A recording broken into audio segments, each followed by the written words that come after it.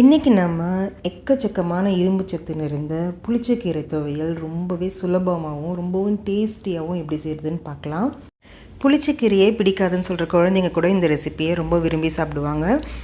இதை நீங்கள் ஸ்டோர் பண்ணி வச்சு ஒரு 10 நாளைக்கு வரைக்கும் கூட நீங்கள் யூஸ் பண்ணலாம். ரொம்பவே டேஸ்டியாக இருக்கும். மிஸ் பண்ணாமல் ட்ரை பண்ணி பாருங்கள். வீடியோக்கு ஒரு லைக் மட்டும் கொடுத்துட்டு வாங்க, எப்படி செய்கிறதுன்னு பார்க்கலாம். இதுக்கு முதல்ல ஒரு கடாய் வச்சுக்கோங்க. 1.5 டேபிள் ஸ்பூன் அளவுக்கு கடலைப்பருப்பு சேர்த்துக்கோங்க. 1 டேபிள் ஸ்பூன் உளுத்தம் பருப்பு, 1/4 டீஸ்பூன் வெந்தயம் சேர்த்துட்டு ஸ்டவ்வை மீடியம் ஃப்ளேமில் வச்சுட்டு ஒரு 2-3 நிமிஷத்துக்கு இதை நல்லா வறுத்து விட்டுக்கோங்க. பருப்பு கருகிடக்கூடாது.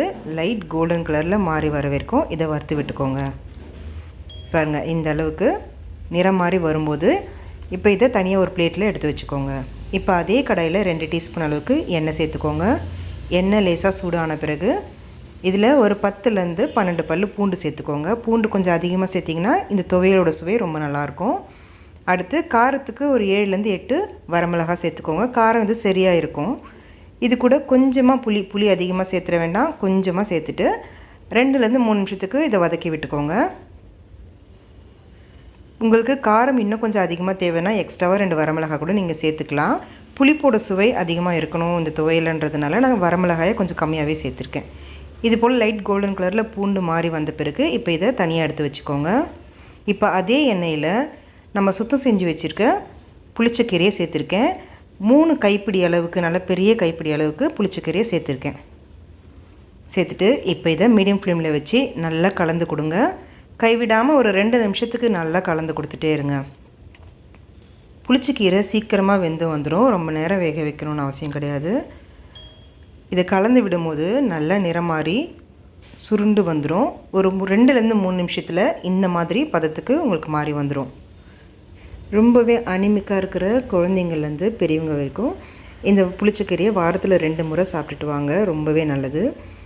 இப்போ ஒரு 3 நிமிஷத்துக்கு இதை வேக வச்சாச்சு. இப்போ இதை ஆற வச்சுக்கலாம். இப்போ துவையல் அரைச்சிக்கலாம். மிக்சர் ஜாரில் முதல்ல நம்ம வறுத்து வச்சுருக்க பருப்புகளை சேர்த்துக்கோங்க. இது கூடவே வறுத்து வச்சுருக்க பூண்டு வரமிளகாயை சேர்த்துக்கலாம். முதல்ல இதை தண்ணி எதுவும் சேர்க்காமல் நல்லா கொரப்பாக அரைச்சி எடுத்துக்கோங்க. ரொம்ப நைஸாக அரைக்க வேண்டாம், இந்த அளவுக்கு கொரப்பாக இருக்கட்டும். இப்போ வதக்கி வச்சுருக்க புளிச்சக்கீரையை சேர்த்துக்கோங்க. சேர்த்துட்டு இப்போ இதுக்கு தேவையான உப்பு சேர்த்துக்கோங்க. நான் ஒரு 1/2 டீஸ்பூன் அளவுக்கு சேர்த்துருக்கேன். உங்களுக்கு தேவைன்னா கடைசியாக கூட நீங்கள் எக்ஸ்ட்ராவாக சேர்த்துக்கலாம். இப்போ தண்ணி எதுவும் சேர்க்க வேண்டாம், கொஞ்சம் கொரப்பாக அரைங்க.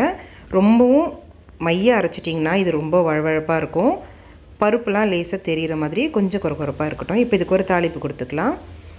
கடாயில் 2 டீஸ்பூன் அளவுக்கு எண்ணெய் சேர்த்துக்கோங்க. நல்லெண்ணெய் சேர்த்திங்கன்னா ரொம்பவே வாசனையாக இருக்கும் இந்த துவையல். எண்ணெய் சூடானதும் 1/2 டீஸ்பூன் கடுகு, 1/2 டீஸ்பூன் சீரகம், 1/2 டீஸ்பூன் உளுத்தம் பருப்பு சேர்த்துக்கோங்க. இப்போ கடுகு சீரகம் எல்லாம் நல்லா பொரிஞ்சு வந்த பிறகு 2 கொத்து கருவேப்பிலை சேர்த்துக்கோங்க. இந்த ஸ்டேஜில் நீங்கள் பொடியான இருக்குன்னா பூண்டு கூட சேர்த்துக்கலாம். இப்போ துவையலை சேர்த்துக்கோங்க. சேர்த்துட்டு நல்லா கலந்து விட்டுக்கோங்க.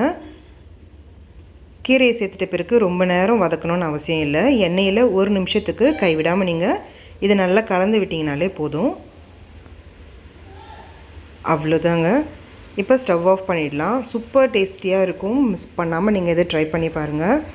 ரொம்பவே ஆரோக்கியமான இந்த புளிச்சக்கீரை ரெசிபி சாதத்துக்கெலாம் அவ்வளோ ருசியாக இருக்கும். இது ஃப்ரிட்ஜில் ஸ்டோர் பண்ணி வச்சிங்கன்னா 10 நாளைக்கு வரைக்கும் கூட நீங்கள் இதை ஸ்டோர் பண்ணி வச்சு யூஸ் பண்ணலாம். ரொம்பவே நல்லாயிருக்குங்க. குழந்தைங்களுக்கு இதை வாரத்தில் 2 முறை கண்டிப்பாக கொடுங்க. இந்த ரெசிபி ட்ரை பண்ணி பார்த்துட்டு எப்படி இருந்துச்சுன்னு சொல்லுங்கள். வீடியோ பிடிச்சிருந்துச்சுன்னா லைக் பண்ணி எல்லாருக்கும் ஷேர் பண்ணுங்கள். Thank you friends.